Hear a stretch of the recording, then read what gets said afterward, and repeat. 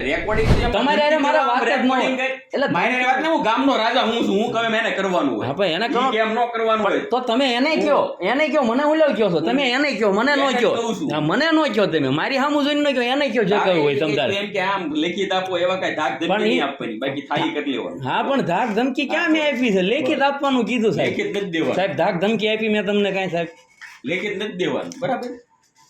તને કીધું કોન્ટેક્ટ કરાય એ પેલા કરાય. મેં તમને ધાક ધમકી આપી કાંઈ? ઈ એમ જ થયું ને, લેખિત આપવાની વાત ની ધાક ધમકી જ થઈ. ક્યાં ધાક ધમકી થશે? કોઈએ લેખિત માગ્યું નથી, જી વેરો બાકી હોય ને કોઈ એમ નથી કહેતું લેખિત પણ આપો. મારો વેરો બાકી હોય ને નો તમે કહી દો તો હું ઈ તારો માનું જ ને. મારું નામ સાંથળિયા નરેશ ધીરુભાઈ. કયું ગામ છે? મારું ગામ ડીંગાળા. નરેશભાઈ, એક વિડીયો સામે આવ્યો છે. વિડીયોની અંદર તમે તમારી ગ્રામ પંચાયતની અંદર તમારી સાથે કાંઈક ગેરવર્તણૂક થતી હોય એ વાત છે. સર, ખરેખર શું ઘટના શું બની હતી? શું કામ તમે ગયા હતા? હું ત્યાં સાહેબ એ માટે ગયો હતો ક્યાં? કે ડીંગાળા ગ્રામ પંચાયતમાં એ માટે ગયો હતો કે મારે રેશન કાર્ડ અલગ કરાવવું હતું મારા પપ્પાથી, એ માટે ગયો હતો. તો પછી ત્યાં શું બન્યું? એમ ત્યાં બન્યું સાહેબ, એમાં એવું હતું, મેં મંત્રી સાહેબ હારે વાત કરી કે મને સહી કરી દો. તો એમને મને એમ કીધું કે તમે 2 સાક્ષી જોઈશે આમાં, સહી કરી દો મને. 2 સાક્ષીને બોલાવીને. તો એક સાક્ષી આવ્યા અંદર અને એક સાક્ષીને એમ કીધું કે તમે બહાર જઈને સહી કરાવી શકો છો તમ તારે. હું ફોર્મ લઈને બહાર ગયેલો અને ત્યાં સહી કરેલી એમને. પછી હું અંદર લઈ ગયો, ત્યાં મને 1.5 થી 2 કલાક સુધી બેસાડી રાખેલ અને એમ કીધેલું કે તારા પપ્પાનો વેરો બાકી છે, તું ગમે તે કોન્ટેક્ટ કરાવ તું આમ. પણ હું મારા પપ્પાથી 6 વર્ષથી અલગ રહું છું. ત્યારબાદ શું થયું? ત્યારબાદ સાહેબ મને એમ કીધું, પાસે બેઠેલા સરપંચ કે ઉપસરપંચ મને ખબર નથી, પણ એને એમ કીધું. મેં પછી એમને મને સહી ન કરી દીધી એટલે મેં કીધું તમે શા માટે સહી નથી કરી દેતા? તો મેં એમને એમ કીધું કે તમે નો સહી કરી દો તો મને લેખિતમાં આપો, જે મારું ઓલું હોય. તો કે લેખિતમાં આપવાનું નથી થતું, તારે જ્યાં થાય ના કરી લેજે, તારે જે કરવું એ કરી લેજે.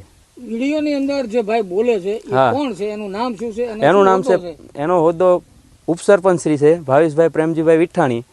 અને એ વિડીયોમાં બોલે છે હું ગામનો રાજા છું, તારે જે કરવું એ કરી લેજે મન ફાવે, બાકી લેખિત દેવાનું થતું નથી તમ તારે, એમ કીધું. વિડીયો કોણે ઉતારેલો છે? વિડીયો મેં ખુદે ઉતારેલો સર. શું માંગ શું છે તમારી? માંગ મને એટલી છે કે મને ન્યાય મળવો જોઈએ. આવી દાદાગીરી કરતા માણસો સાથે મને ન્યાય મળવો જોઈએ. ખોટી રીતે અમે તો નાના માણસો છે, ગરીબ માણસો, એના આ માટે. બાબતે તમે કઈ રજૂઆત કરી? હા, રજૂઆત કરી છે. ક્યાં? ગરડા પોલીસ સ્ટેશનમાં રજૂઆત કરેલી છે.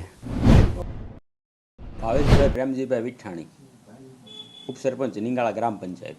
ભાવેશભાઈ, એક વિડીયો સામે આવ્યો છે જેની અંદર વિડીયોની અંદર જે અરજદાર આવે છે તેની સાથે તમારું ગેરવર્તણૂક હોય એવું પણ અરજદારનો આક્ષેપો છે. ખરેખર શું કહેશો? ખરેખર એમાં એવું છે, અરજદાર આવ્યો હતો રેશન કાર્ડ નોખું કરાવવા માટે. કોણ હતું? એ નરેશભાઈ ધીરુભાઈ સાથળિયા. પછી અમારે પંચાયતે ઠરાવ કરેલો છે કે પંચાયતનું બાકી નીકળતું લેણું ભર્યા સિવાય કોઈ પણ પંચાયતને લગત કામકાજ કરી આપવામાં આવશે નહીં. એટલે એને અમે કીધું કે ભાઈ તું તાકે હું મારા પપ્પાના મકાનમાં નથી રહેતો એમ. તો કીધું તું વાત કરાય તારા પપ્પા સાથે અને તો તને કાંઈ અમને કાંઈ વાંધો નથી એમ કે નથી રહેતો તો અમે સહી સિક્કા તારા થઈ જાય કમ્પ્લેટ. તો કે ના એ મોબાઈલ નથી રાખતા અને એ મારી જોડે બોલતાય નથી. એવું બધું કરી અને તલાટી સાહેબને મોબાઈલ સામે રાખી અને વિડીયો ઉતારવા માંડ્યો હતો કે લેખિતમાં તમે આપો કે હું સહી નહીં કરી દઉં, એ બાબત હતી.